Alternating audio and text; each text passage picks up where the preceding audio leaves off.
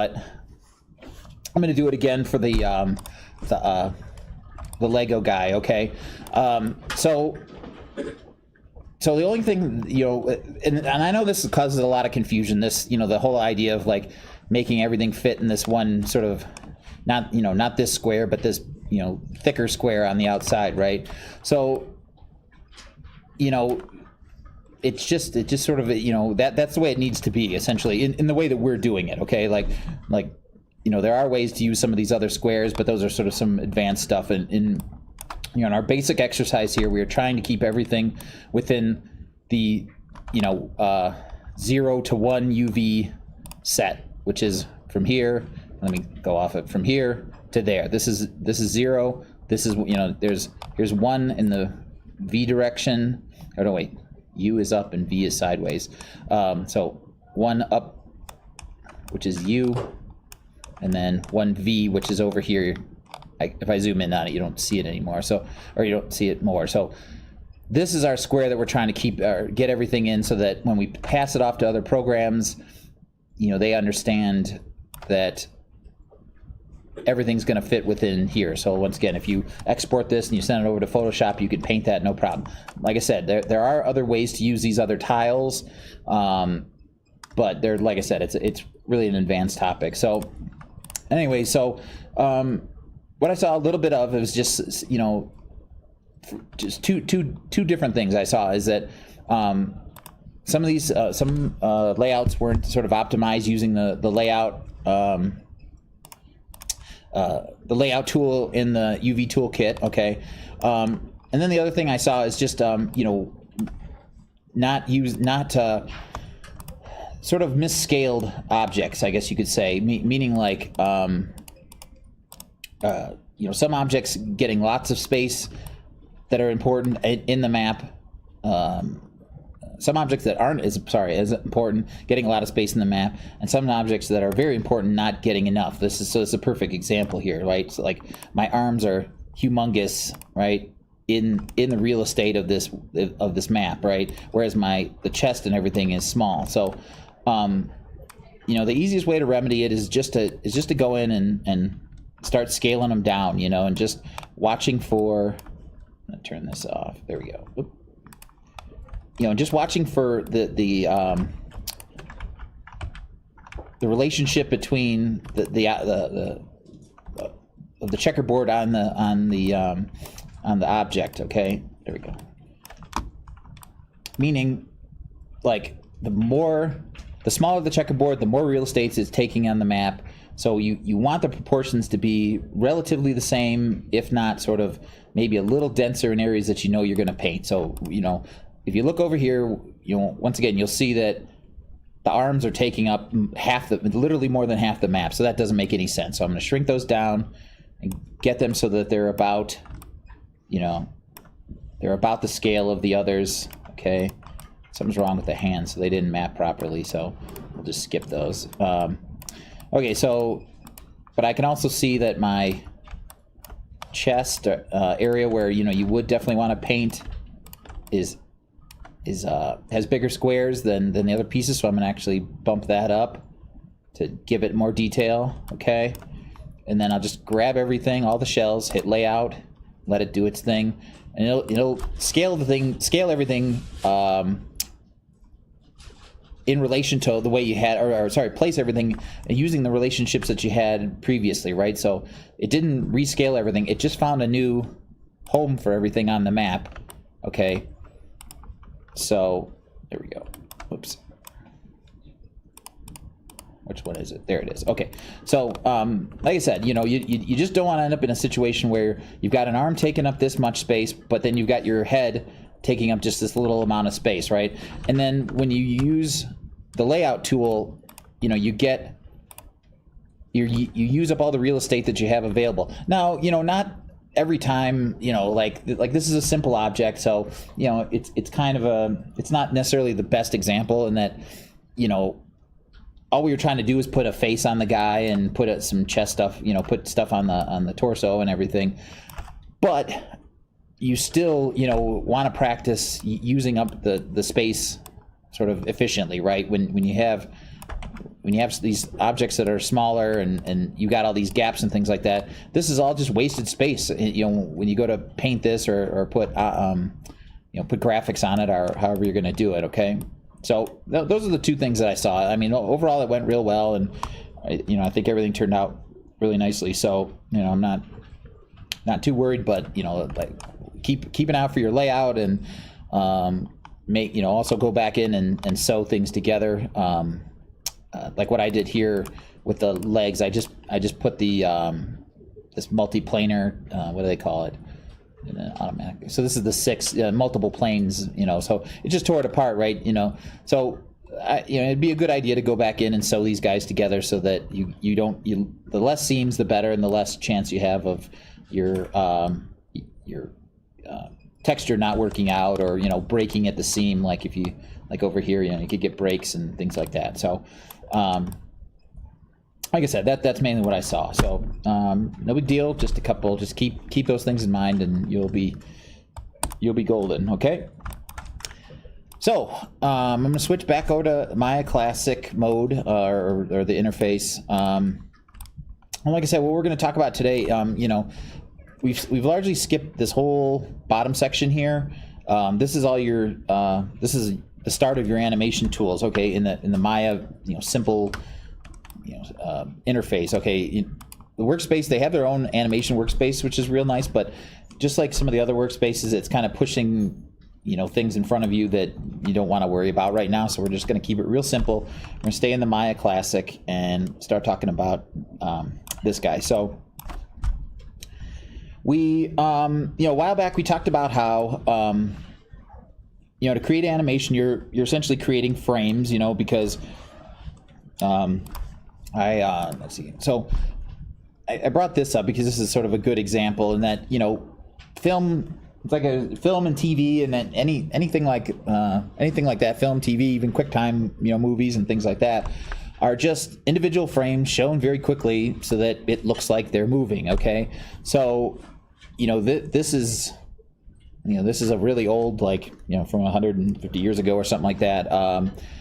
Yeah, 1876. Some studies that people, you know, that someone did of trying to study, you know, a horse in motion here, you know. So these are individual frames, 1, 2, 3, 4, 5, 6, 7, 8, da, da, da. So, you know, if you play this over, and I might be able to actually find it. Branch.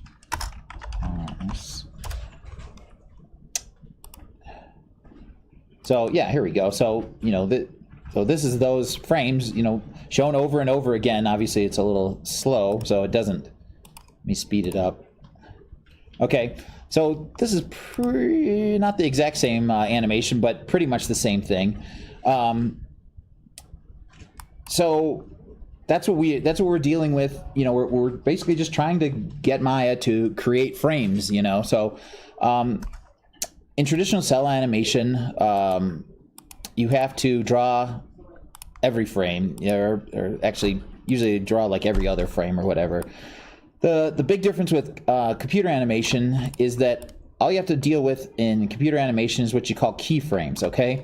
And what keyframes are, so I'm gonna back up a little bit, and I'm just gonna grab a cube, okay? So here's my cube, okay? And once again, to create animation, just simple, you know, if I want this cube to move from left to right here, you know, in traditional cell animation, you know, drawn animation, you have to essentially do this. You have to draw each frame. But like I said, in computer animation, we don't need to do that. All we need to do is say where we want to start and where we want to end, and how much time we want to be between those two events, okay? Which is really great because obviously it handles a lot of the, you know, handles everything for you, okay? So at the bottom here, what we have is we have our timeline, okay? And it's basically counting off frames, 1, 2, 3, 4, 5, right? And then this area right here is the span of time that you're currently looking at, right? So I'm gonna come over here, and this is my setup right here, okay? So this brings up setup, which we've seen before, right? And that's where your undo is, and it keeps getting turned off. on people for some damn reason. That's where that is. But another thing they have right above that is time slider, right? And this is the preferences for the time slider, and that's all. Like I said, that's all this stuff. Actually, not here. The mel, like, it's only the first two chunks essentially. This is your mel that we talked about a little bit, and this is just a thing that displays messages and everything, right? So some of the options that you have in the time slider preferences are your frame rate, right? And frame rate's really important because depending on what kind of project that you're working on, you know, if you set it wrong, you're going to be sort of animating to the wrong frame rate, meaning like, you know, if you were supposed to be animating for like film or like, you know, HD TV and things like that, and you're animating at 30 frames a second, you're animating sort of too much, I guess is a way to say it. You know, you're animating for 30 frames when you're only making 24. And there are ways to scale it and sort of deal with it, but it's, if you catch it before you go off and animate, you'll save yourself a lot of headaches, right? So I'm going to change it to 24. So they have lots of options in here, right? All the way up to 48,000 frames a second for some reason, and all the way down to, you know, 2 frames a second. Okay, but HD TV and, you know, that, like, you know, if you go home and watch TV, it's going to be at 23.976 frames per second, which is effectively, you know, 24 frames a second, right? So it's just easy to just change it to 24. 20, you know, some of these other ones, I don't know why they're, you know, 25 exists. 29.97 is the old TV standard, like, you know, before HD TV came online, you know, like tube TVs and things like that. So you don't need to deal with that. Sadly, to say 30, I think, is what it defaults to. That's kind of a drag, so you got to make sure you change it. So if you change it to 24, you'll probably be fine for most scenarios nowadays. If you're, you know, working with somebody else on a project, you definitely want to make sure you're using the same frame rate, or you're going to end up with problems. But usually that stuff's laid out at the start. You know, somebody will tell you. And once again, 24 is almost completely the standard nowadays. Okay, that was what film ran at. You know, actual film, and now digital film pretty much runs at that speed too. So anyway, so we're just going to set that to 24, and you can change your playback end and start in here, but it's just, honestly, it's easier to change it in here, and I'll go through that in a second. You can also play with some of the interface elements, like if you want a really big area where your keys are going to be shown, it can be tiny, 2 and 4, so whatever, you know. Grease pencil allows you to actually write on the screen. I don't know if anybody has run across this yet, but if you click this thing, it actually allows you to like draw sort of on a, it's almost like you're drawing on the window on your screen, right? And some people use this stuff to, like, if you were making a walk cycle, right, you could like make yourself little notes about where, you know, somebody's feet are supposed to land, right? So if you went like this and went like that and went like that, and your guy, you know, walk, boom, boom, boom, you know. So it's just a way to allow you to, you know, essentially draw right on the screen, or just, you know, sort of hold, you know, stuff like if you're gonna, you know, pull, well, like in a subway, not a strip, or that, like if there's a pole right there, you know what I mean, like. This is a subway. You know, you could make yourself a little place in the air where the person, you know, it's just a way to give yourself notes essentially on all kinds of stuff, and you can clear it out by just hitting that, and it's kind of a cool tool. You can choose how you want that to. You can choose the colors, and yeah, see this kind of action. You can actually erase it too. So if you draw on your screen, you can come in and you can. So it's kind of cool. It's a little, once again, it's just a little overlay. You know, your viewport can move around behind it, so it actually works a bit better when you're using you know, one of these where I mean, you can still mess it up, but like if I drew right here, but then moved, obviously, my guy or my character, I'm moving my viewport around behind my my notes or whatever, you know. Okay, so they don't stick with the character. So that's right here in the viewport. This is this little guy right there. That brings up this grease pencil menu. I think you can change the color too if you don't like the color. Let's see. Yep. So depending on, you know, there's all kinds of little options. Oops, didn't work. Done. Black. Well, anyways, so yeah, so that's that. So you have some options in here. Let's see, grease pencil frame. So you can make it so that it's on E. So if you wanted to make a note that's right, say right here, but then meaning on this frame, but then if I go forward, oh no, it's on all the frames. Active or all. Grease pencil frame, none.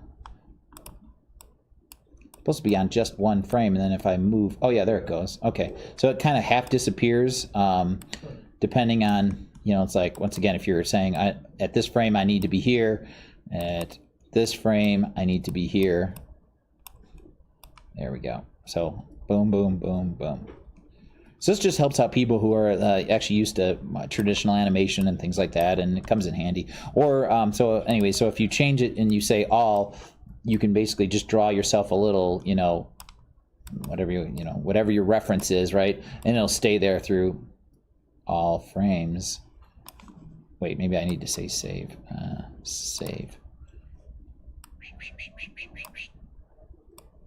That still disappears. No, whatever.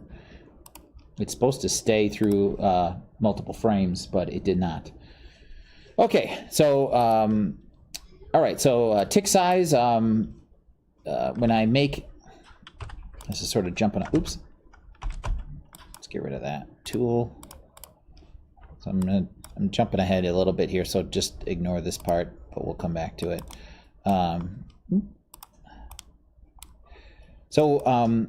Down here in the area, the timeline, you see these little red dots. These are actually going to be your keyframes, which we'll get more into in a minute here. You can choose what size you'd like them to be, you know, all the way up to like really nice and bold. It's actually really nice to have them somewhere a little bit higher. Okay, so that's all that is. Keyframe tick size. You pretty much don't want to mess with that. You don't want to mess with that. None of these other things I would really mess with. All they're talking about is playback, which we'll get into in a minute.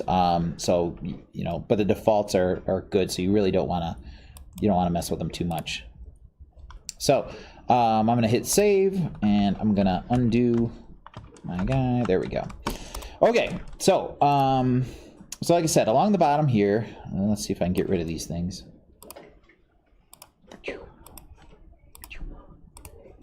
Probably a way to clear them out. Okay. There we go. Okay.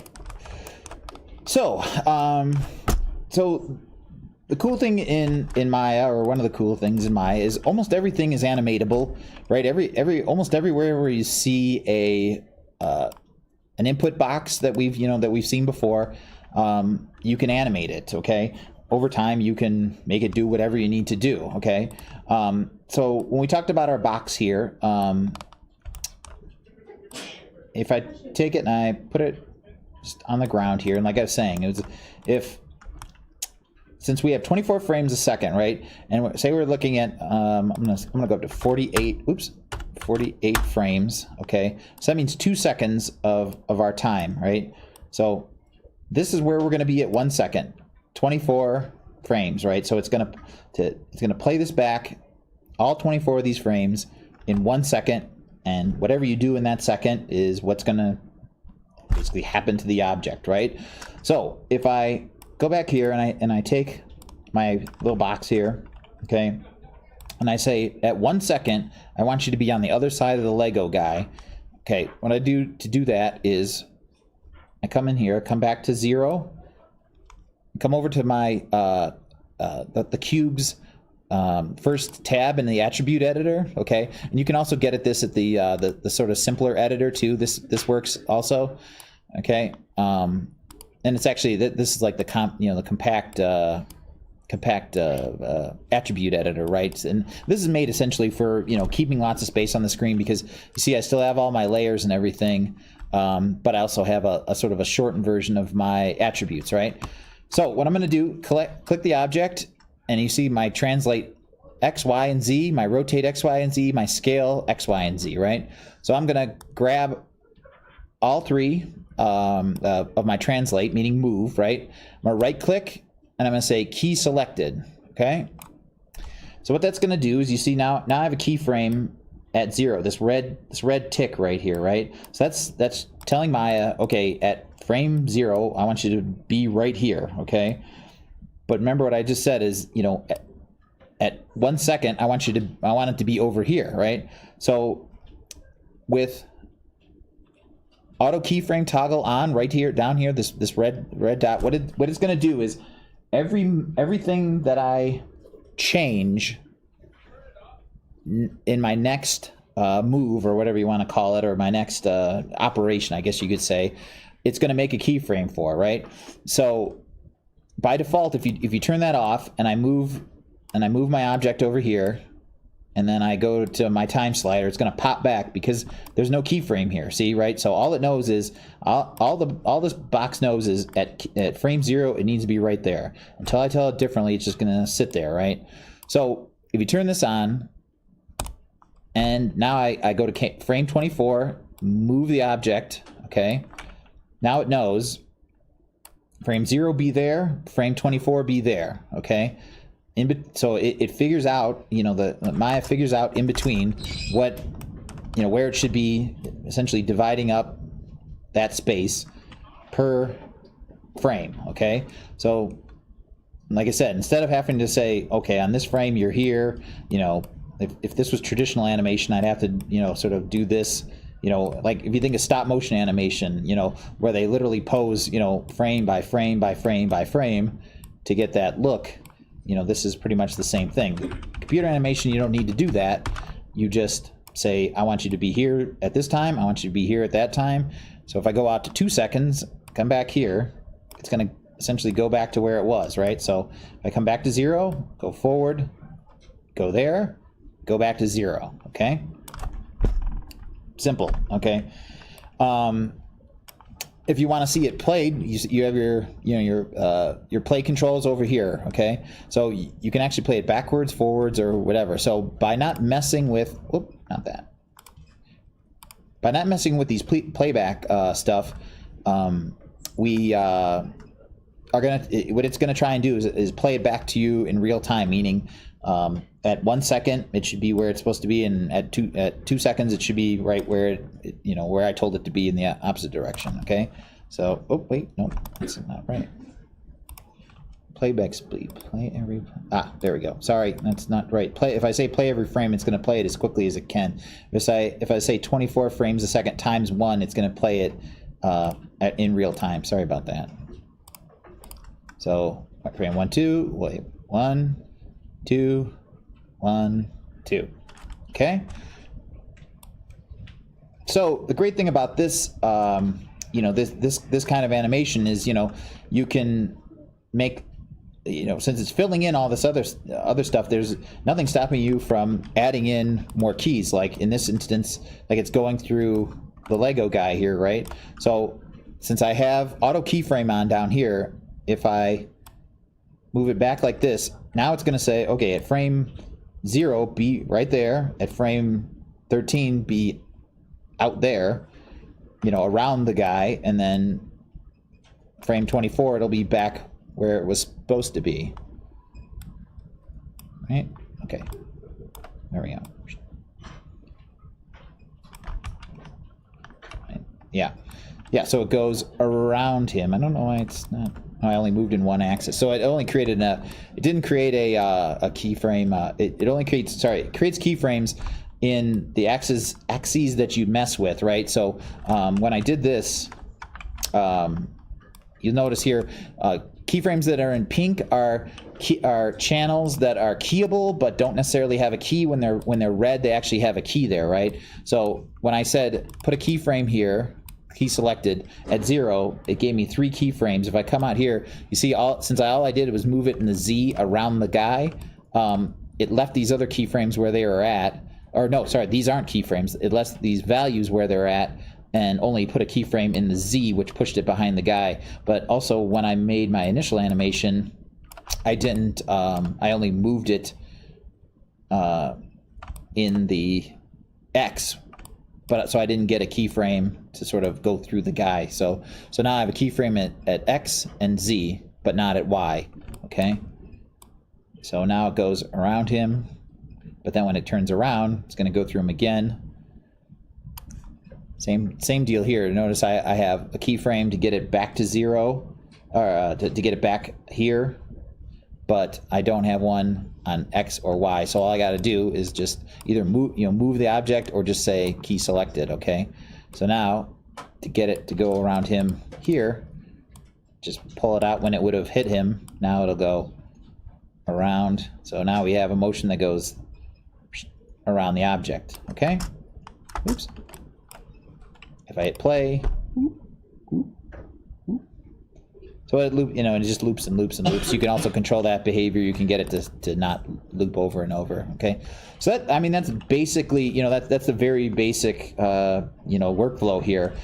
And like I said, the art really comes in and knowing how to make these things interesting, or make like what I've done here is just like if you don't like the speed or whatever, like there's nothing really special going on here. It's what you do with it that sort of makes it more interesting. Okay.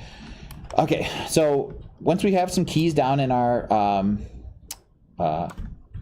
timeline here, okay, you can manipulate them, right? So to do that, what you do is you hit the easiest way is to hit your shift key, okay, which will allow you to grab a range of keys if you want to slide a bunch of them around. Like if you wanted this all to happen in half a second, okay, I could grab these keys, right, and I could actually scale them down. So if you grab the edges, it's going to scale the keys.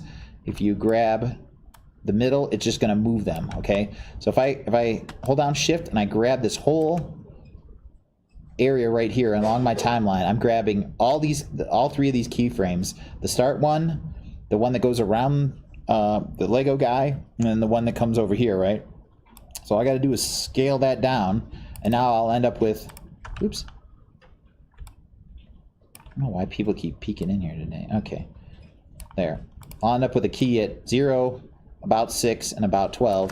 So now it does it very quickly. Okay. So if I took the whole time and I said, okay, all this is too fast or too slow, you can grab the entire timeline like so, like this, and scale the whole thing down, put it where you want to, and now everything happens twice as fast. Okay, then it just stops.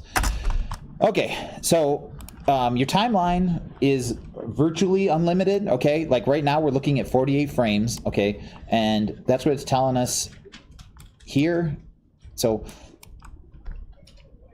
between here and here, this is the range that we're currently looking at, and this is our sort of whole timeline. Okay, so say you were doing you knew your animation length, you wanted to make something that was 10 seconds long. All you'd have to do is type in 240 here, and now you've got sort of 240 frames to work with. Okay, so we start at 0, we end at 240. Okay, so that's a 10-second animation. Keep in mind, we're still only looking at a 2-second block here. See, 0 and 48. That's these guys right here. Okay, so if you move this, it's going to look at a different part of the timeline. You see how my numbers are changing right here?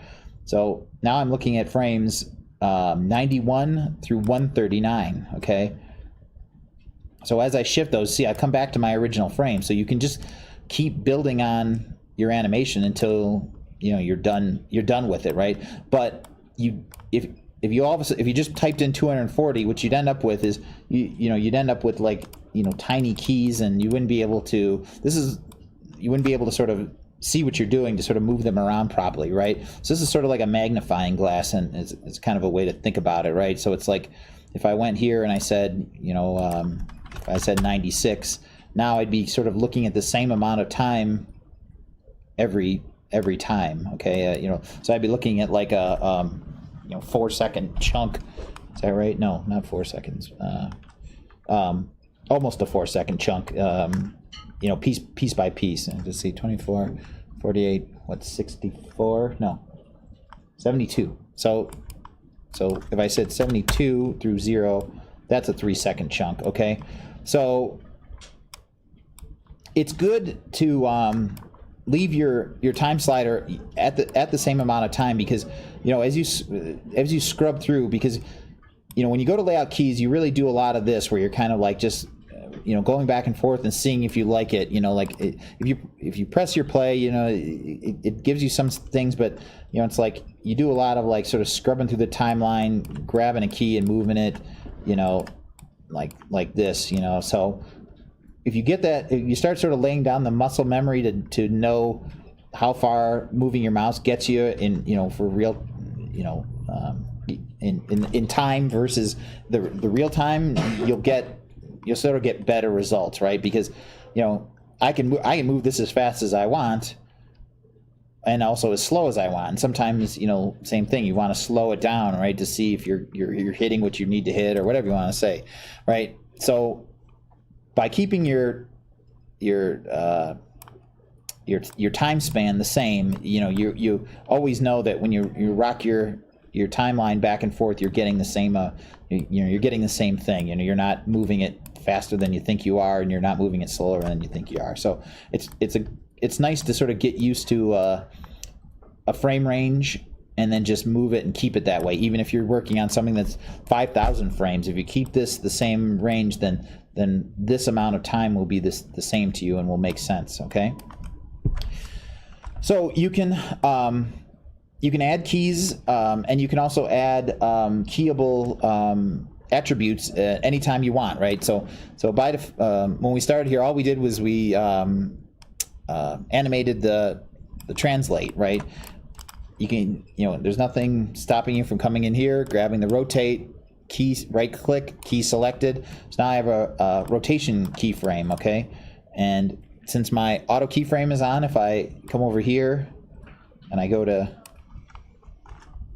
this, if I go to 12, which was my, you know, my keyframe that's all the way on the other guy, or on the other side of the other guy, I could say rotate it around to another face.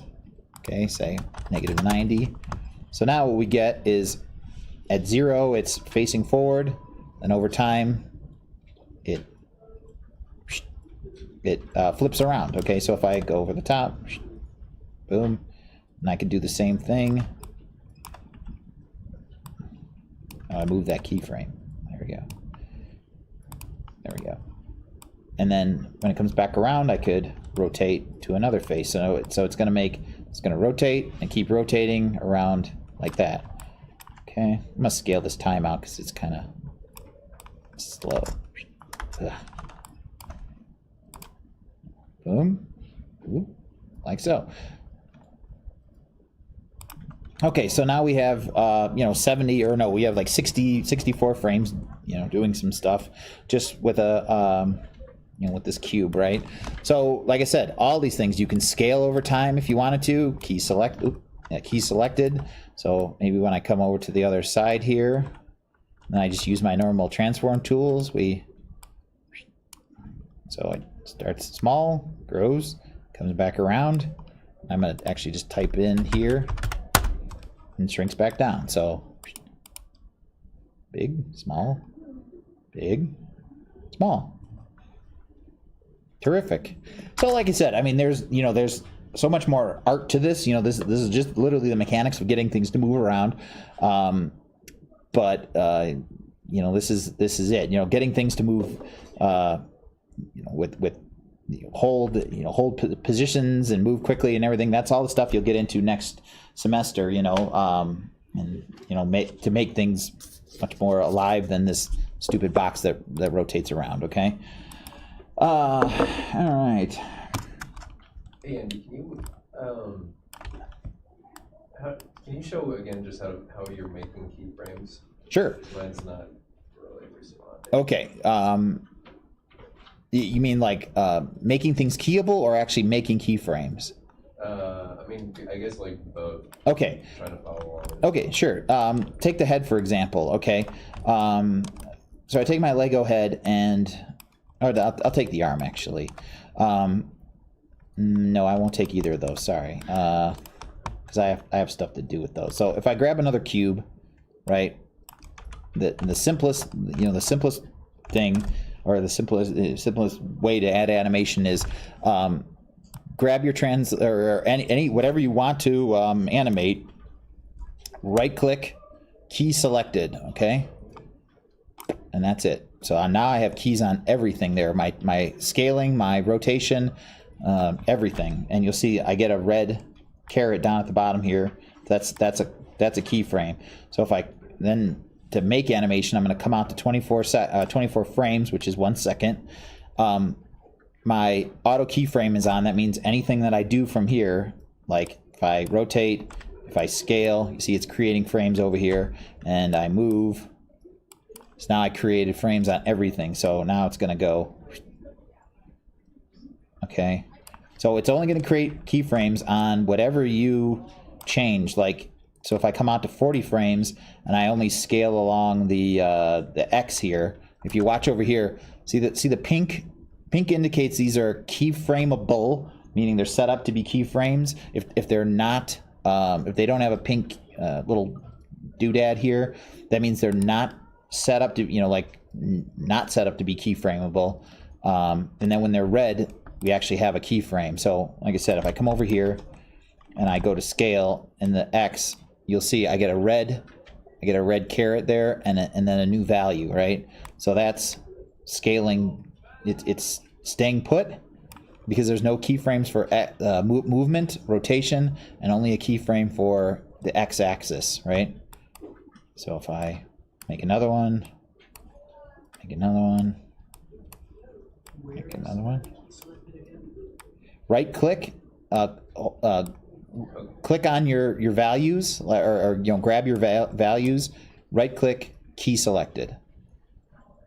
So now I get wah, wah, wah, wah, wah, like so, right? Now if I want to go in and add a rotation key, you know, I just use the normal tools. Okay, so in through here, so now you see I have rotation keys, okay, because they're red, but I don't have rotation keys anywhere where I was doing all my scaling, right? Because all I changed were the scale, right? So over time, it's rotating. So this is a keyframe at 24 frames for rotation. See how they're all red? No keyframe for rotation, no keyframe for rotation, etc., until out here. So that means that from here to there, it's doing this rotation that I just did while also doing the scaling independently, right? So I'm not making keys on top of other keys, which is really great. So, you know, say if this animation, I wanted to start on the ground, right? So I'm going to put it like on the ground. Where's my grid? There it is. On the ground, okay? But then over time, I want to do this, you know, bouncy thing, rotate, but also go, oops, here's a keyframe it up, okay? So this is a good place to talk about this. So what I want to do is I want to make the animation where this goes up in the air, rotates a bit, and then does this sort of scaly thing, right? Well, if I go through, you'll see I have keyframes on my translate here, right? When all I want to do is make it come up in the air over this entire 71, 72 frames, right? But I have a keyframe here on everything. So all I have to do here is grab those values, right click, cut selected, oops, wait, no. Delete selected, no. Oh no, I do that here, sorry. If you come down sorry, shift and grab those keys, you can cut the keys from here. That's the best place to do it. So now I have an animation that has translation animation starting at 0 and goes up to 72 smoothly, but also at the same time does that scaling thing, but also rotates independently, okay? So that's a nice thing. I only, like, once again, I only have 2 movement keys, one here and one there, but I have all this other stuff going on in between here that doesn't get in the way of the movement, okay? So I can just keep adding these for whatever I'm trying to do. So now I have a ton of rotation, like that, tumbling or whatever, movement, and weird scaling stuff. So if I hit play, wow, wow, wow, whoop. Okay, so there are other tools that we'll talk about at another time to sort of help you visualize these things, because it is kind of, you know, sadly all the keys are the same color, whether they're rotation, scaling, or translation keys. So they all kind of get mishmashed here together. But like I said, there are tools to help you sort of visualize all this stuff. Okay. So anyway, like I was saying, all the, you know, anywhere, most places where you see a value, some places won't accept a key, and you'll find those because it'll tell you, because there's some things that shouldn't be keyable, so they're just the values. But you know, whatever shear is, let's find out what shear. Okay, shear is literally shearing the object. So you can animate that, set key, right? If for some reason you needed to shear, I can just go in here and type those values in. Okay. Oops, set a key, 0.5, so I'll go to 1, 2, 5. Okay, so that squishes the object.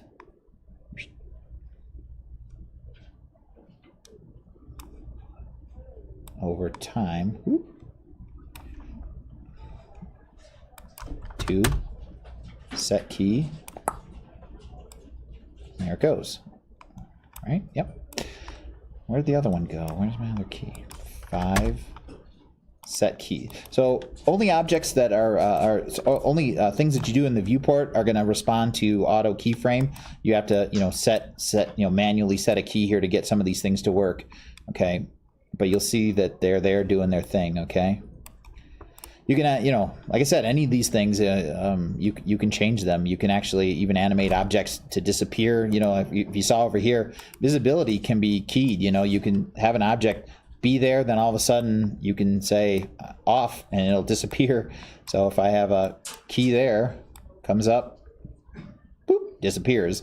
Sometimes you want this. You know, sometimes objects that are, you know, gone off screen, or if you're trying to hide, you know, like if you need to hide an object, like, you know, say you have a box and you want a character to put something in that box, close the box, and then carry the box. It's easiest just to make the object that goes inside it disappear, and then you just carry the box, because that's all you're really concerned about, because it's gone, right? So being able to animate the visibility can be actually a really handy thing. Okay. Okay. So yeah, so like I said, you know, the things that you'll mostly be animating obviously are going to be translation and rotation and scale and all that stuff. And, you know, that's on a per object basis, you know. So what you need to do is set up relationships between objects. And we talked a little bit about this before, but I'm going to talk about it again because we have our Lego guy here again, okay? So, since, you know, these are just little individual objects, and they're going to have all their own, you know, translations, rotations, and scales and all that stuff. And so do these objects. You know, if I come in here, they all have their own object, or their own values here for translation, right? And I can keyframe them, right, just like anything else, okay? But there's no, you know, well, there's two problems here actually. The pivot point is off, but also there's no relation between, you know, like if I move the torso, you know, there's no relation between the two, okay? So the whole body doesn't go with it, and this is why you set these, you set up parents and rigging and things like that. And like I said, next semester they'll get into all kinds of crazy stuff about that, but here I'm just going to talk about some really basic stuff. So the first thing to do to sort of rig something like this up that just has, you know, very simple relationships between the objects, you know, meaning like, you know, this hand is just essentially able to rotate this way. We're going to allow it to rotate a little bit more. You know, I mean, the real, you know, these real guys that I have in front of me actually here, you know, you can only do this. You can only do, you know, you can only rotate in a couple axes, but we're going to sort of allow a little bit more. So, but the problem that you see is, you know, when I go, if I was going to rotate and animate this head, it's, you know, the axis is wrong. Like where it's rotating about is not going to work, right? So you want to set up your rotation axes first before you start making parents and sort of attaching this guy to the other parts, right? So what I'm going to do is I'm going to grab everything. I'm going to freeze my transforms and all that good stuff, and that just basically puts everything back at 0 here. And you know, 'cause some of these objects will actually think that they're moved around if they are, especially if they are cloned. See this rotate? Somebody thinks it's rotated -90. The body does. So if I grab everything, freeze my transforms, zeroes everything out here. This gets rid of my history for my object. So I'm kind of just starting out with like a nice clean object. Okay. Do you guys all have this part of your interface, or did I make this myself? Does anybody else have this? It's okay, good. Okay, I thought I might have put that in there. So like I said, you know, before we make relationships between the objects, we need to get their pivot points correct, right? So, you know, since we made all these this way, their pivot point is at the, you know, at the ground here, right at the that 0 point right there. Okay, and we don't want that because that gives us this, right? Okay. So I'm going to grab all my objects. I'm actually going to hit the first one here, which center pivots, which will essentially slot the pivots into the middle of every object that I have selected here, right? So now you see, at least when I rotate, it's about there. You know, at least one of them's right. This one rotates properly. Okay, so at least I'm now in the ballpark, right? So what I'm going to do here is I'm going to come back into my front view. Okay. And I'm just going to start moving my pivot points. I'm going to hit D on my keyboard. Oops. D. D. Oh, there it goes. D. I'm going to move the pivot point for the head, right, you know, sort of at the neck area down here, so that now when I come back, I hit W on my keyboard. I get roughly correct motion. Might actually move that down just a little tad more. W. So it rotates properly this way. It can nod. Okay, that's great. D on the keyboard, move these guys to about here. Okay, basically where a shoulder would be. This guy would be right there, right at where the wrist would be. Now this is, you know, we're creating a hierarchy with the objects themselves and not with the, you know, like any kind of sort of rig. And, you know, like I said, you know, when you get into the other class, you know, you'll probably be building a sort of a more sophisticated rig, which means like you wouldn't be actually attaching the objects to each other. You'd be attaching it to like a skeleton or whatever. But for this will work fine, you know. So let me make sure that these are right where they're supposed to be. So I'm going to put my pivot point like right where there we go. So I'm going to put it right at the pivot point of that, where they attach to that middle crotchy section there. Okay, oops. I'm going to get the other leg, put that one right there too. Okay, so I'm going to come back here and hit E on my keyboard and test it out. Leg kicks properly, kicks back properly. Hips are, nope, not quite right. I'm going to move the torsos down just a bit to here, basically in the middle of the belly. Oops. W. No, E. Good. Good. Good. Good. And the reason I do this step first is because once you create these relationships, it can be a real pain in the butt to change them. So you do want to do this step right, and you want to do it first. Because like I said, once you start parenting things to each other, like I said, it can get pretty sticky. So for the hips, I'm going to put it right in the middle there. Make sure it's in the middle there. Good, good, good. Okay. So the next thing I'm going to do here is another good practice is to create a root for your object, right? It's really easy to sort of assign, you know, to say, okay, you know, the root of this guy, meaning the main thing that I'm going to grab to move the whole thing, is my hips or whatever. Problem is, if you make changes to the hips, things can get whacked out and stuff like that. So for almost every object that has a hierarchy like this, it's best to come in and create a locator, which is essentially an object that, you know, it doesn't render, but it's it's in, you can see it in the viewport here, right? So if I call this I could call it root Lego man. Okay, now I know if I grab this thing, it's going to move the whole guy, right? So you'll see why this is a good idea in a few minutes. So so like I said, anything like this, but even if it's like a car or something like that, like, you know, I can now make changes to any of this stuff, and if I put animation on this object, you know, all these new parts are going to go with it. Whereas, like I said, if I make changes to these hips, things can get a little dicey, right? Okay, so I moved all my pivot points, and, you know, just tested things out, made sure that things are sort of, you know, behaving like they should on their own. Okay, leg reasonably decent, hips decent, body decent. Okay, so like I said, we went through this probably freaking 2 months ago or something, but we'll go through it now, and now you'll see why it makes sense. So we're gonna start pairing things together. So that means that when one object moves, it brings it along with brings along everything that's attached to it. So with an object like this, it's just as simple as selecting what you want to attach and what you want to attach it to next, right?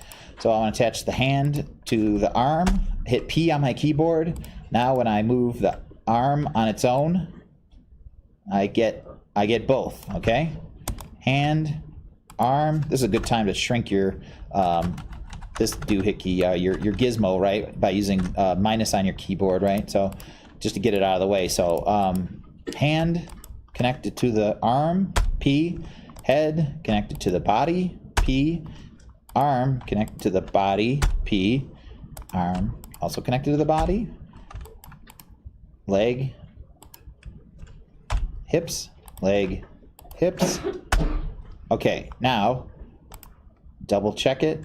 Rotation, whole body moves. Okay, whole leg area moves. And now I'm going to take my torso and connect it to the locator, P, and the hips, locator, P. So now what that means is when I select the locator, this guy right in the middle, that moves everybody at once, okay? But that also means now I can move my body independently and, you know, sort of subtly, you know. Granted, you know, with these guys, you know, these just clip together and they don't actually move. But for this exercise, I'm just gonna. I think in the Lego movie they moved a little bit, so what the hell? So, you know, I'm allowing this kind of motion, you know. Okay. So this guy is essentially, you know, very, very simply rigged up. Okay, because like I said, you see, I've got a root where I can move the whole guy any which way I want. And I have individual controls to, you know, all the individual areas, right? So one thing that's really smart to do, especially with a character like this, or even a human character, is to leave a key for everything that you're keying at its default at frame 0, and sort of animate outwards, right? Like if I come in here and I pose. You know, and I come in and I do my default, you know, pose right at the start or whatever. Once again, it's hard to make changes, you know, now that I've got all this, you know, rotation and all this stuff. Whereas if I just leave it in this position where all my values, I don't know why that's it. Ooh, don't mess with that.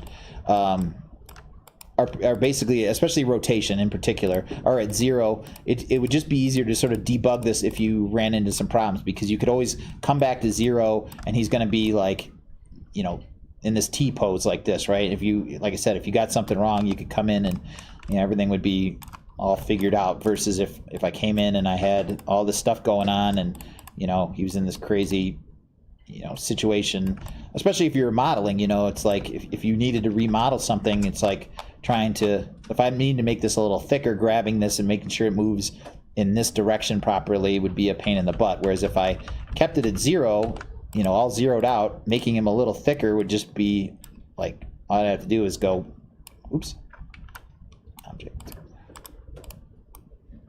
all I'd have to do is grab, you know, these back vertices and, you know, move it in the, damn it, you know, move it that way or whatever. Okay. Oops. So like I was saying, is, you know, it's best to come in and you know, make a key, you know, grab your character, come in and create keys at 0 like so. Okay, so now, I grabbed everything, grab all this stuff. So now that we all have, I have keys at 0, so that the person would, or this character would always come back to this point if I came back to 0. Okay, because now I have keys at 0, and, you know, zeroed out rotation and translation, and also at frame 0. So now if I come in here and I start doing animation, you know, you're not going to lose your place, and you can always sort of, like I said, you can come back to 0. Always really handy, just to, you know, not start animating on frame 0. Come out a little bit, even if it's 10 frames or a second or something like that. Give yourself a few frames just so that you come back to your sort of the position that you made the object in. Okay. All right. So another cool thing that you can do, and you know, this sort of depends on how you know, sort of nuts you want to get about this sort of stuff. There we go. Why is this guy? Oh, sorry. There we go. Okay. So you'll notice one thing is that so there's, by default, there's nothing stopping you from animating through your object, around, backwards, every which way that can't possibly happen, you know. Okay, so but what you can do is to remedy this, and this really depends on you know, what you're sort of animating for. You know, like if you know, like if you were setting this up and you were going to animate tons and tons and tons and tons of animation with it, you know, like this guy, you know, you were, like I said, you were going to animate a whole freaking movie with him, and you wanted to make sure just for yourself that you weren't allowed to do that. Okay, well, you can set limits on the character, right? You can say, okay, well, I don't want it to be able to do things that it physically wouldn't be able to do. Okay, and you do that in the regular attribute editor, not the simplified one that I was looking at here, right? That doesn't have any of that stuff here, right?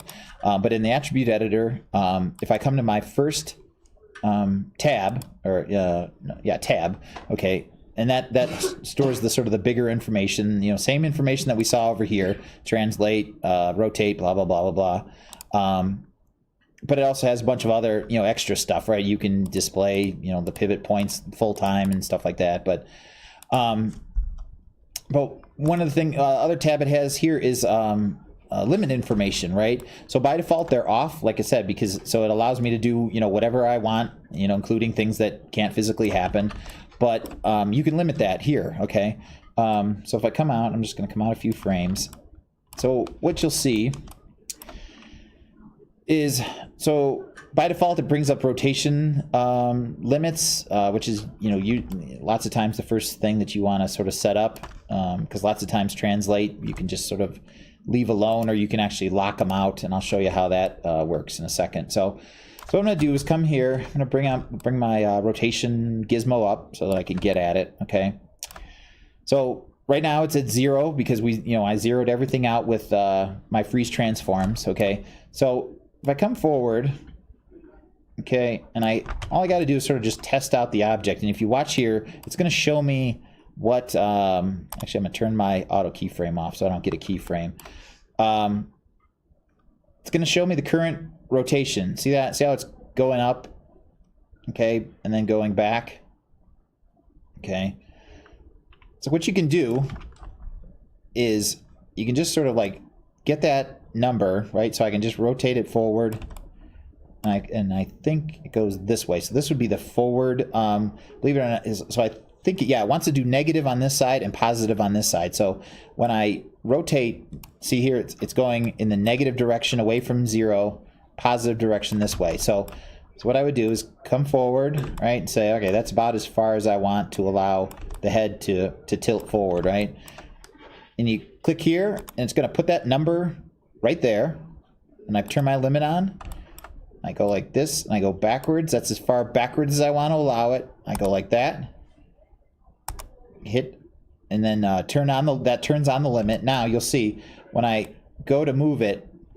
So I'm still moving I'm trying to move it, but it stops. It doesn't allow me to. So it's basically setting up a sort of a mechanical limit so that I can't go past it, because this plastic would be hitting this piece of plastic. So now instead of just allowing yourself to do whatever you want, you've sort of locked yourself in there. So that if you handed this to somebody who sort of was just going to animate it, and it also helps you too if you're going to animate it also. So I'm going to do the same thing down in this axis. So 21 degrees. I'm going to push the positive number. It's really light here, but you can sort of see it there. Put the limit on there, and then go this way, probably about 21. Anyway, zero that out. Go that way, probably about the same. Put that in there, lock that. So I have a limit of -23 and 22 almost. So I'm just going to round those off so that they're the same on both sides. Negative on one side, positive on the other. And then rotationally, so I'm going to zero that back out. Okay, so now same thing. If I go to rotate, I hit my shoulder and it stops in both directions. Okay, so you can animate anywhere in between here, but it's going to stop. Okay, and then the last one I would have is how far I want my head to be able to pan, or sort of look in each direction. And I'll just do this one by hand, -90 and 90. That'll allow the head to rotate, and look in either direction. Yeah, hold on. I'm gonna create a locator just so we can see where the hell I'm looking, because I don't have a face on this guy. So I'll just put that.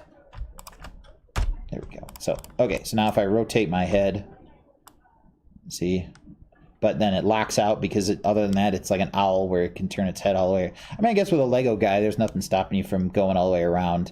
So you could, if you wanted to, you could just turn the limits off for the x-axis, and I could now rotate completely around. Yeah, there's nothing wrong with that. Okay, now for to sort of continue to lock things out, you can also put, if you just turn on the translation, so you see, like, by default I'm in rotation, and I'm setting all that up because these things have this object is connected to each other, or connected to itself, but I don't want it to be able to move away from the other object because they're connected together, right? So if I turn on my translation limits, I am allowed to move it. I shouldn't be allowed to move it.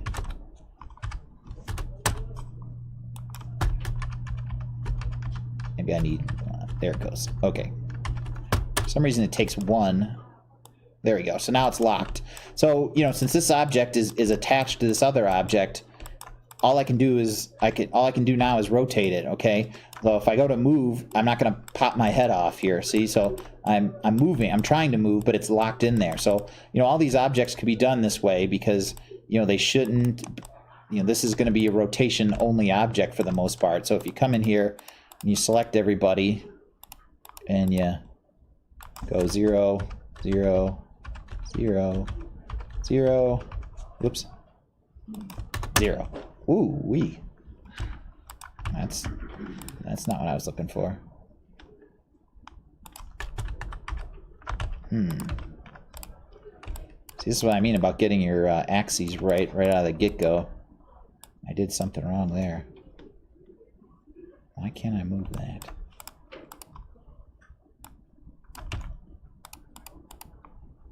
Oh, here it goes. Pop, pop, pop. Okay. So yeah, so you go in here and you zero all these guys out. I don't know why my hips are moving. Okay. Whoa. Well, shit. What are you doing? See, that's the thing, is I can't, you can't make freeze transform changes after We've sort of rigged things together because they have relationships to each other. That's weird. Yeah, these are at 0. For some reason, my hips are at 1. Oh well. Okay. Well, I'm gonna just move on. Okay. So so my arms, same situation here. Like if I wanna put limits on my arms, just go. Oops. I'm gonna come back down to my rotation limits. Go up. I'm gonna say maybe about there. Pop that number in there, and then down to about there. Limit, okay, and then forward, that's negative, backwards, number goes in there, turn the limits on, and then rotationally, like so, we're gonna say go back about that much, and go forward about that much. Put that number in there. Okay, so now when all these guys are on, now same thing. I can move, but I'm gonna hit a stop, a natural stop, so that I can't do a lot of sort of illegal things with the object, right? Okay, do the same thing for the arm or the hand. So I can move my wrist, like say 60 degrees back, that many. I'm gonna just sort of allow maybe this much motion for that, and then down just a little bit. Turn those on. And then, wait, which one am I missing? Oh, this one. So just a little bit in this direction. Lock that.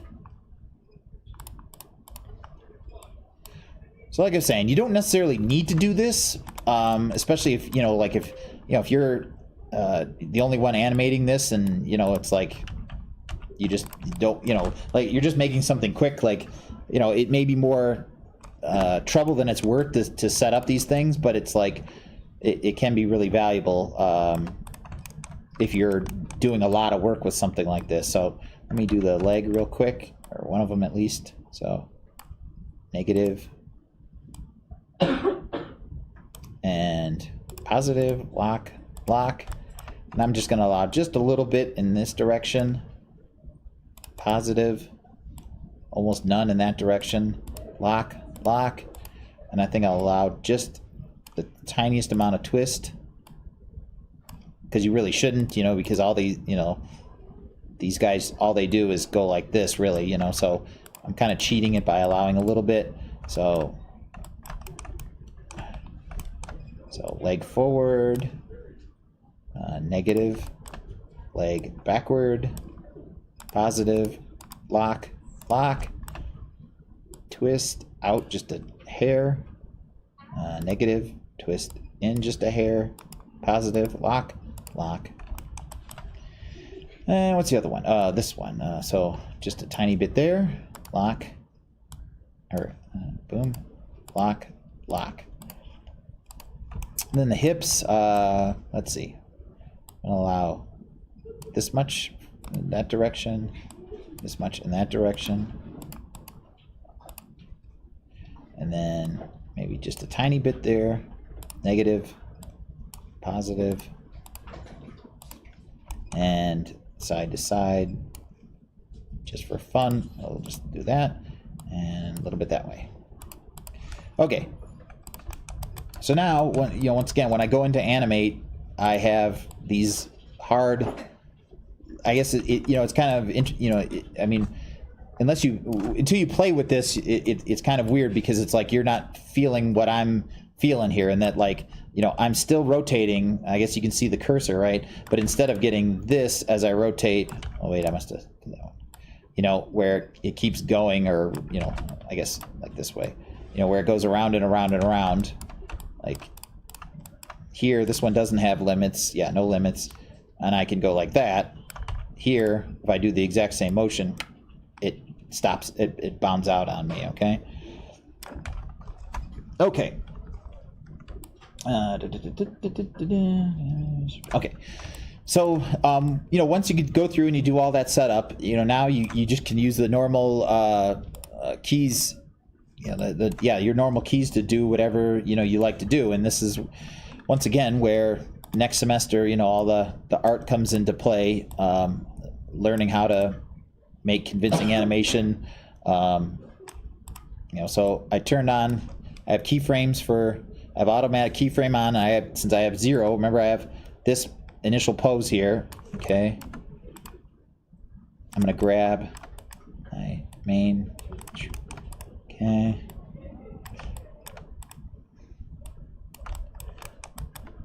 And now I can. So now I'm making keyframes. You can see I'm just rotating essentially. I'm gonna rotate the body a little bit.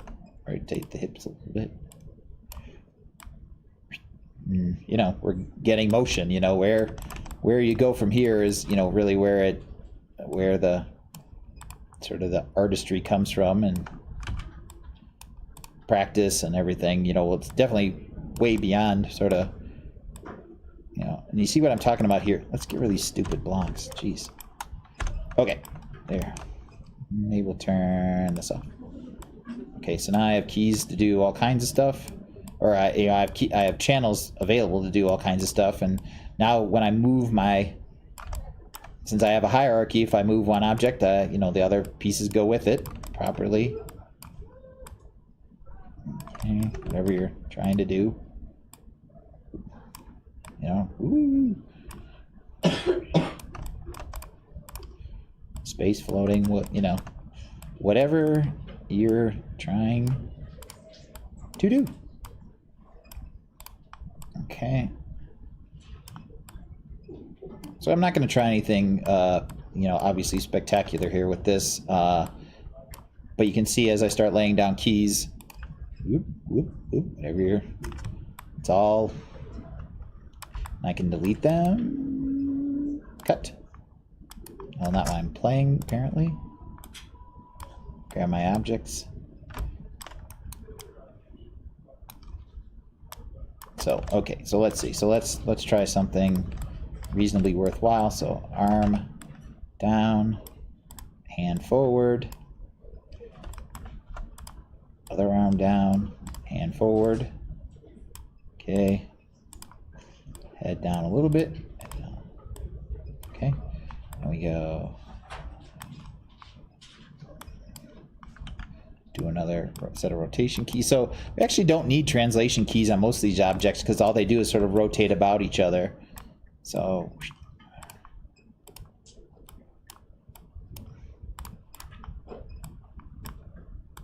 okay. Oh, where am I?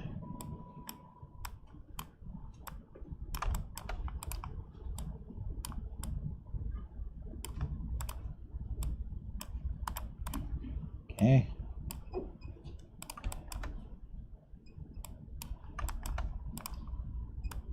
So we go.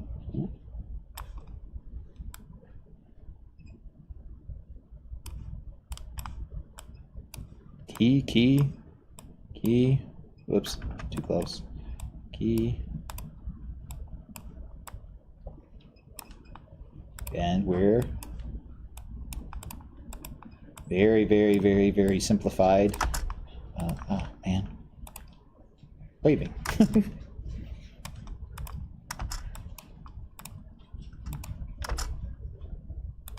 In 3D Studio Max, space makes everything play, so I can't help but try and make it play. So it's just kind of a muscle memory problem.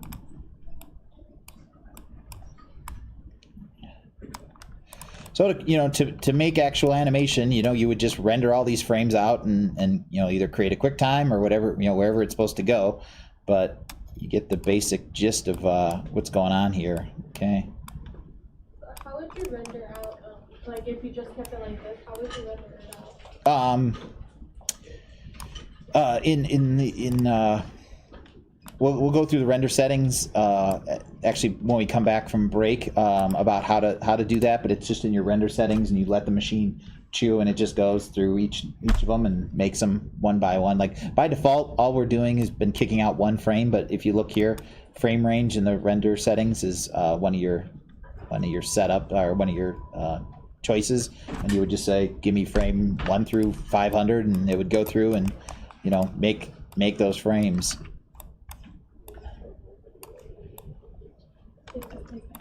So you see, so I've just slopped these in here. See that? So I'm going to give these a little more room to breathe. Okay.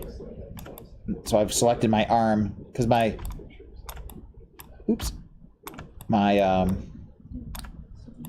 my wave is like too fast. So I'm going to slow. I'm going to create some frames between my frames. Okay, or just basically spread my frames out. So it should give me something a little more natural. Yeah, it's not so bad. Okay. I'm just creating some extra motion on the rest of it, and like I said, there's a absolute billion things to learn here, and they'll teach you all that stuff next semester, and it's very interesting, and like, because you know, make all the little subtle motions that you set up really really make an animation, you know. Let's see. So I'm just spacing out keys. Usually, I always find I'm always making things go too fast, so I end up putting in more keys, like so. Okay, and I can actually come back here and like my little start pose right here. If I grab this and I grab these keys, copy, come down here, paste.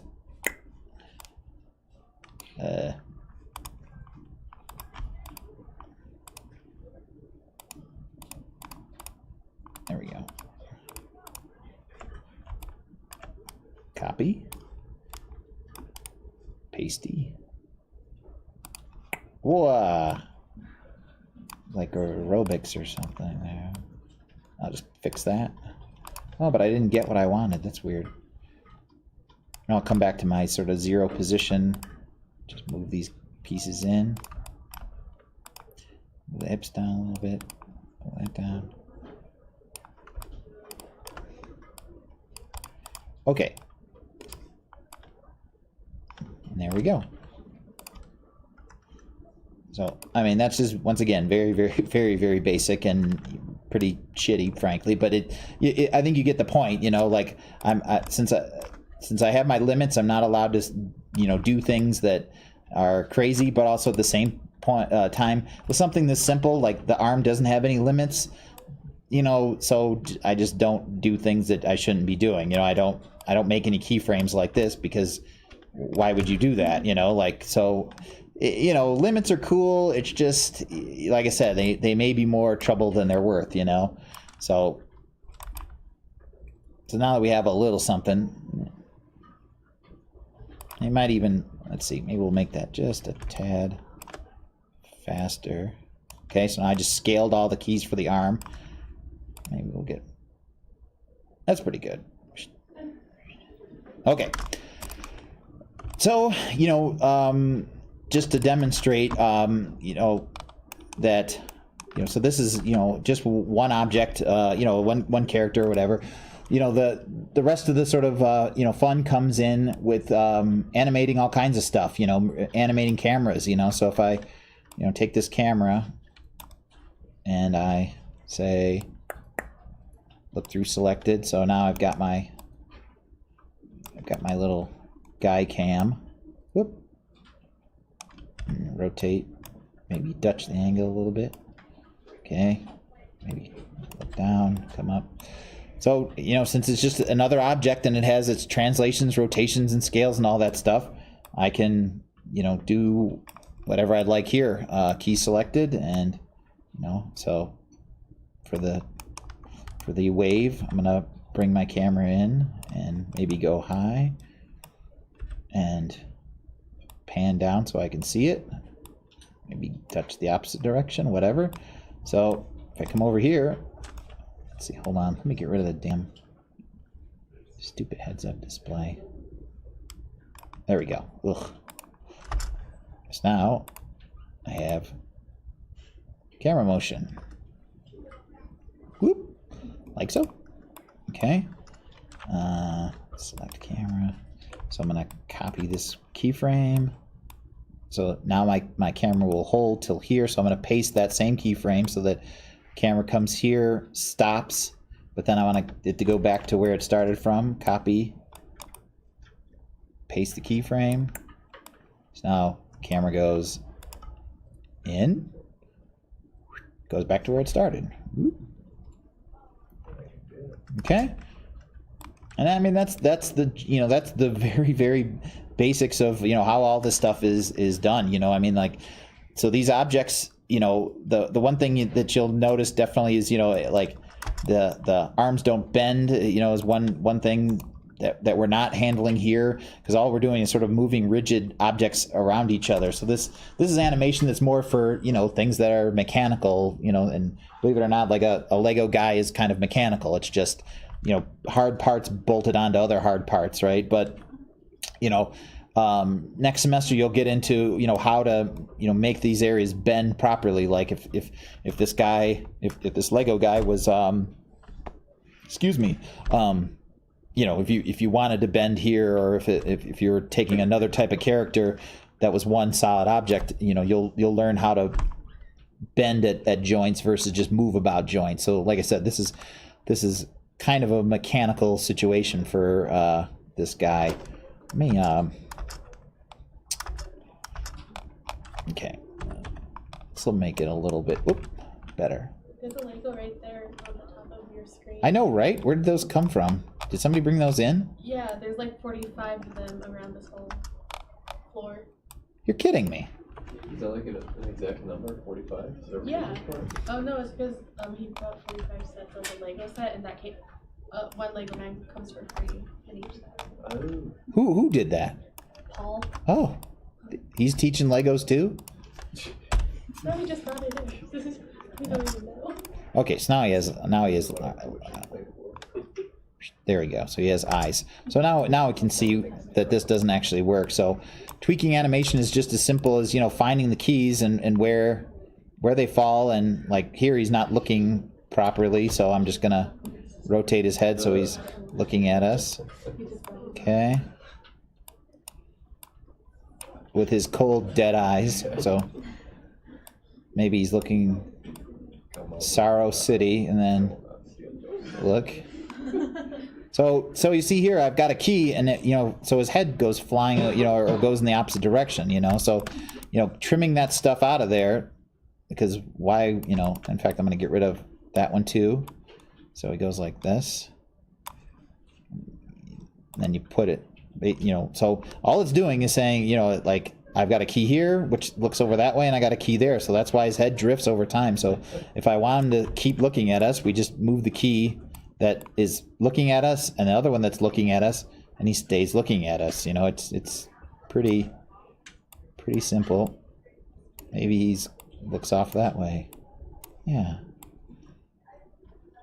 Okay.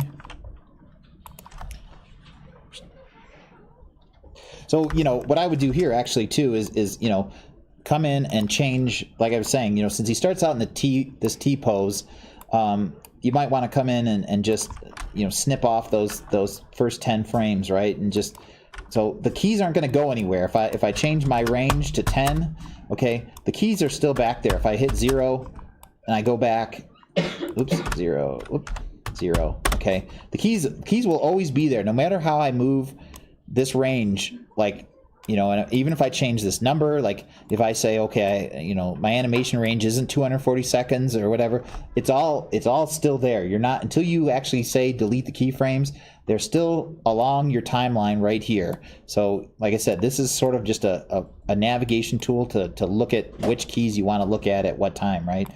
So anyways, I'm going to say 10, which now will allow me to kind of start at this pose so I don't get confused and wonder why, you know, we have another pose. We have that T pose, right? So now if I hit play, you know, it starts out there, comes down. Okay. All right. So yeah, so we have camera, you know, we have camera motion, we have, you can move your lights around, you know, anything you need to do. You know, and once again, like, you know, if you put, you know, modifiers on, like lots of the modifiers can be animated, like meaning you could, you know, you could throw the deform. Remember we messed with deformers, you know, like you could animate a, sorry, where are they? Nonlinear. So if I put a bend on, you know, on the whole thing or something, you can actually animate the, you know, the curvature. You know, you can make it bend over time, whatever you need to do. Okay. I'm not going to do that here because it's just going to screw things up. But yeah, so that, you know, that's the basic gist of it. You've got your timeline, you've got keys that are along the timeline, you've got your controls on what part of the time that you want to look at. You can change your frame rate here. Your auto key is really important because if you have it on and you start making changes, you really want to watch your auto key real carefully because it's really easy to accidentally sort of think you're making tweaks, but you're actually putting down keyframes. Okay, so like I said, make sure you watch that carefully. Okay. Otherwise, like I said, you'll end up with a bunch of keys that you did not mean to make. Okay. There we go. Okay. So from there, you know, like I said, this is the very basic stuff with your animation timeline at the bottom here, which, you know, doesn't show up in the modeling workspace, right? And that's the one here. Okay, so you got none of that down there because they don't expect you to be animating in here, just modeling. But then they have a really nice one they call the animation workspace, right? And what's cool about the animation workspace is it actually gives you a graph of exactly how things are moving on, you know, for your objects. And we probably actually won't. Well, you'll get into this next semester, but this is where things really start to sort of pop because, you know, by default when I'm making these keys, you know, it's sort of just linearly, I guess, meaning like there's no, things move just very robotically, I guess is the best way to say it, right? Things only get really good when you start messing with how the keys go together. So I'll just show you real quick is, so if I come down for the rotation here, so what this is showing me is, so here's my values, you know, the same values that are over here. I'm only looking at one channel here, right? So at the start, so here's my keys too. So there's a key, there's a key, there's a key, you know, so at from frame 10 to 16, it doesn't change whatsoever, right? But then you see this is where that change happens here. So this is the animation. It goes from here to there, and so these are the values, this is time, and then this is the values, right? So if you change how these relate to each other, right? So you can move the handles, you'll get different motion. So if you watch that, let me just isolate it. There we go. So take the X. So if I take that and I move it, I get weird stuttery stuff actually. What is it? Oops. Hold on.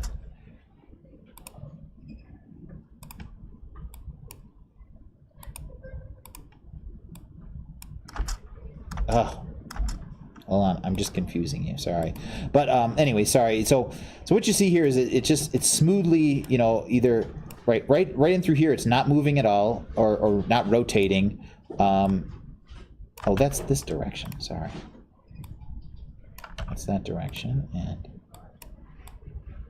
there's rotate. Okay. So anyways, so you can move these and you'll actually be influencing the way the animation works when you play with these, okay? Jesus, having some problems here.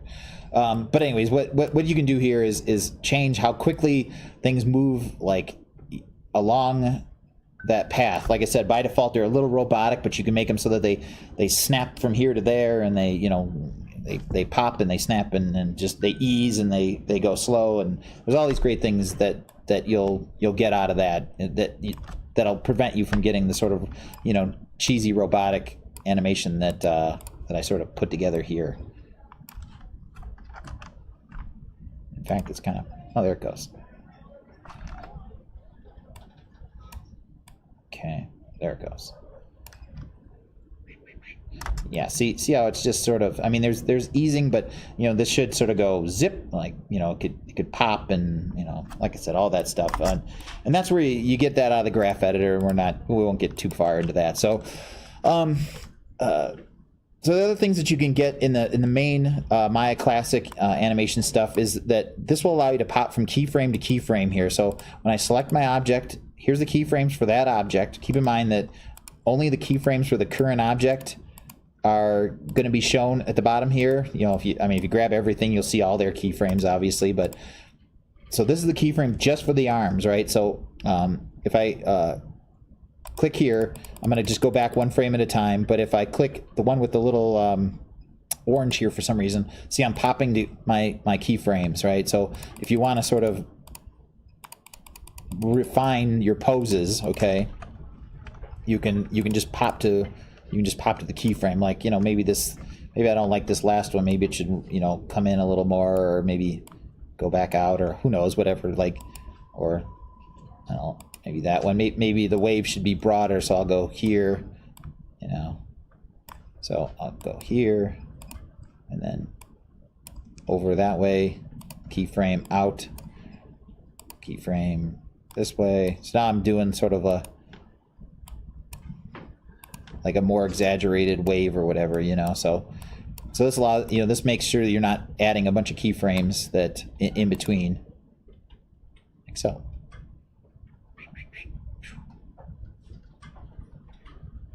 Yeah. So yeah, so that's what that is. And this just goes back to the start of the time, end of the time, one frame at a time, keyframes, and then play backwards and play forwards. You also can, if you play with this right here, you can make it so that it if where it says 1, it's basically like a shuffle mode on your iPod or something, you know, or phone or whatever. So it's going to stop at 1 play. Boom. Let it click it like that, and it's just going to rotate. Or wait, is this pop back and forth? Yeah. So this ping pongs back and forth. Some people find this useful. See, so it goes forward, plays backwards. I've never found that useful, but some people do. And then this will just make it go in a loop over and over and over, so you can keep watching it. So, yep. So yeah, so that, like I said, that's you know, animation, you know, very 101, you know, just very, very light, but you know, I think you can see you know, how you could you know, you could do just about anything with it. So one other real quick thing, if you do get in here and you play with this, or want to play with this, and you want to keep animation, or you want to share it out, what you can do is create what they call a play blast, which basically makes a quick time movie. It doesn't actually render it, but it makes a quick time movie of what you'd see out of the in the viewport here, right? So just set your time appropriately. You know, I'm just going to do this part. Play blast. I'm going to actually get the options for it. So time range, time slider, just that view, ornaments, whatever that is. So I'm going to do a quick time, encoding. I'm going to do, let's see, hold on. There we go, H.264. I'm going to bump up the quality. Display slice from the window. I'm going to do the whole thing. Frame padding, hit play blast, and what you'll get, you should get a thing that says, oh, there we go. So it animates it. There. And that should be, actually, I think it's going to open it. There it goes. So now I get a little QuickTime movie that you could, you know, once again, you could share it, or, so this is a way to sort of get animation checked, you know, like if you're going to send it to somebody or whatever. A play blast will give you a, you know, essentially what you saw in the viewport, and which can be pretty decent. You know, it's like if I turn on some of these options, right? Like if I turn on lighting, whoops, I got no lighting. Well, let's remedy that. So,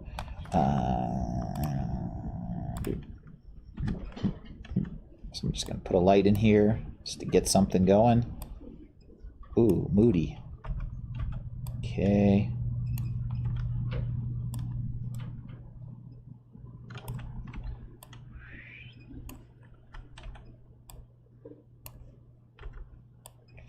So if I do that, and maybe I'll put a ground plane down. Excuse me. So yeah, so like if you know, like I said, if you kick up some of these values here, boom, there we go. I turned on shadows. So I got shadows. Which one's this? It's probably ambient.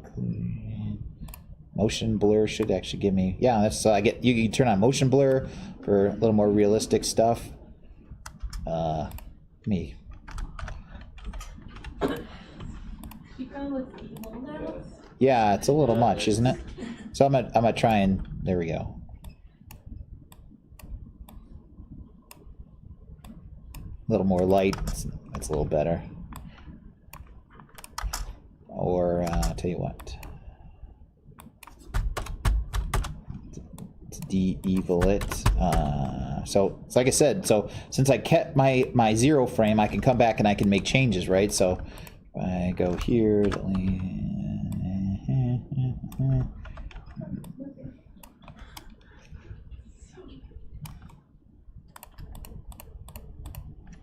this may not work out like I'm thinking. Well, it's worth a shot. Let's see.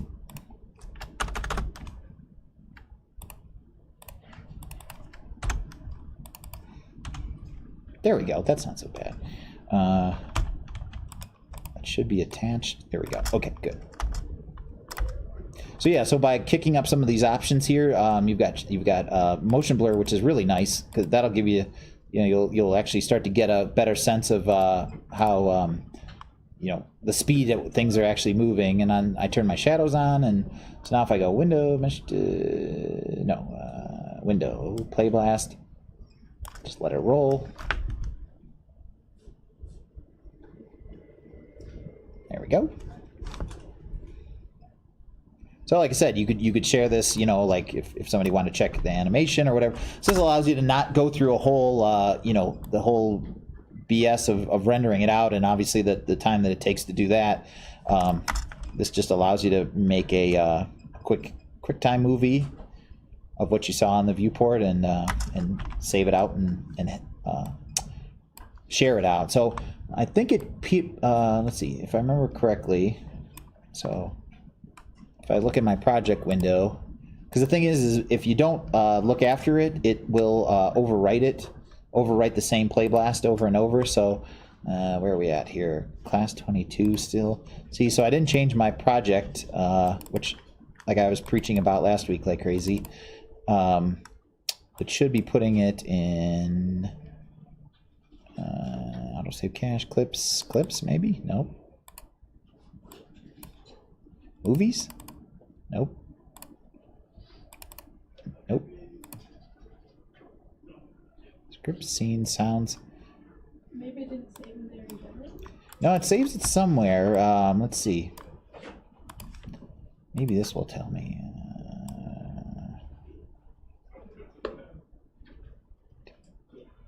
Media information. Let's see. You have it just across? Oh, there it is. Oh wow, geez, puts in a really shitty location. Okay, so so it doesn't save it in property, or sorry, in your project window or project setup like it should. It saves it in documents. No, worse than that. Your name. God, that's really shitty. Hold on, there's got to be a way around that. Windows, play blast, for window, browse. There we go. Save to file. There we go. Okay. So that's what I did wrong. So it puts it in that default location if you don't tell it where. Other than that, so here's the name. So I'm going to just call it Preview Wave version 01. I don't know where it thinks it's going to put it. Yeah, good. It's going to put it in movies like you would expect. So now if I hit play blast, it's going to make another one. Go back. Now, not making me look like an idiot, if I go into my current project, movies, there it is. So there's the QuickTime that you could, like I said, you could save that or share it or whatever you needed to do with it, So, play blasts are really great because it allows you to, I mean, you could actually start, like say if you're making an actual animation, you could take these play blasts, edit them together before you've, you're going to go off and render to make sure that things are going to work and, your cameras are where you want them and all that, all the stuff that you could get out of this. So you could start cutting with, take your animation, start cutting it together in something else using your play blasts. If it works, then you bother rendering, because as we've all seen, rendering takes forever, especially if, you got 10 minutes a frame on each of these 70 frames. That's 720 minutes and all that stuff. So by doing play blast, you could put something together, you could get things approved, whatever you need to do. And they really don't look too bad because I could also come in here and like do my smoothing. So I'm getting decent shader stuff. Let me put a surface on that real quick. Yep. Ooh. There we go, that'll work. There we go. Well, it's, yeah. So you have that. You have, you know, you've got your lights going. You've got, there we go. Turn that up some more. A little bright. Like I said, you've got a lot going on here that tells you about what the final product's going to look like. It's really not bad. You've got little shines. Yes, don't mess with that. This would actually show textures if I had textures, but I don't have any textures on there. Yeah, all that stuff. So, you know, whatever you see in your viewport is exactly the way that it's going to get rendered out to the play blast. So I could get rid of that. And there we go. Okay. So yeah, so that is, like I said, that's basic, very basic animation. All the objects that we've made to this point, you know, can feed into this, and you could do anything you wanted with them. Yeah, this way, and you know, so your animation gets stored, you know, in your Maya file. Like your, you know, Maya file is going to have its own animation, like inside of it. There are ways to make other layers of animation, but like I said, you'll get into that next semester. But yeah, so that's basically all I really wanted to talk about today. So anybody have any questions on this? This is a brand new, completely new subject. No? Did it make sense? How did you add the motion blur again? It's just one of the options right up here. It's, I think, yeah, there it is. It's this guy right there. Oh, okay. So these each viewport has its own, you know, series of options on how you want things shown. Whether you want, you know, wireframe, shaded, shadows are right here. Stop playing. Wait, no, that's this one. Oop, no, that's not. Oh man, you messed me up. Wait, there. Shadows? You have to turn on the lights first, right? Yes, thank you. Lights. So yeah, you can turn all this stuff off and basically just get it down to, you know, your basic is a wireframe, and then like you said, so then shaded but without shadows, lights in the scene, shadows in the scene, ambient occlusion, which you can just ignore, and then motion blur in the scene, and I don't know what the heck this one is. What the heck? Let's turn it on. It's Is it?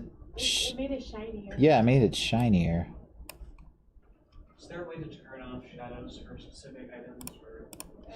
Or... There is, but I'm not sure that this will respect that. Let's find out. Let's see. So render stats, cast shadows. Yep, it does. So so if you come into the tab for any object, so the first tab is essentially how to move the object and sort of how to deal with the object in space.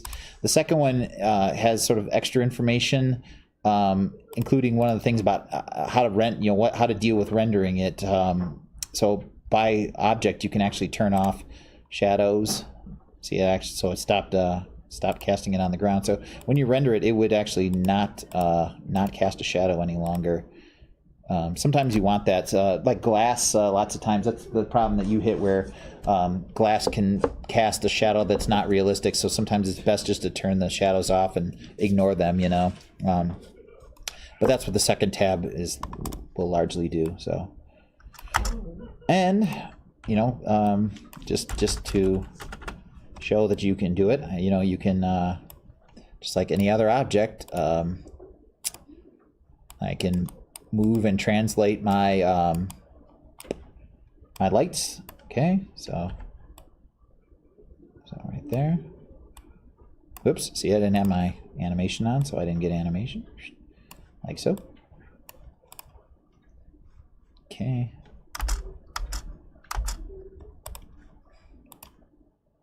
So now the light comes in, and maybe we'll make it a hold right there, and then as the camera goes away, light goes away. Contemplative Lego man. Got a lot to think about. See? So, and then fade. So yeah. Though, like I said, the whole next semester is how to make good animation, not just the nuts and bolts of doing it. You'll learn rigging, and meaning like making skeletons so that objects bend properly, and are definitely, there's better people to teach this than myself, especially in Maya. But they know all the great little ins and outs on how to make things really sort of pop a lot more than this terrible animation. So I've got a quick question. sure.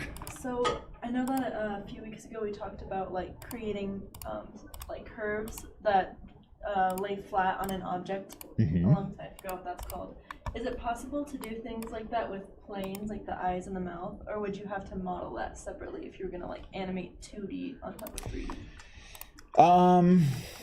Yeah, well, you know what, there is a way to sort of project, so you're talking about like the eyes, like the way that the eyes don't conform to the, Yeah. right? Like these are just sort of floating on there.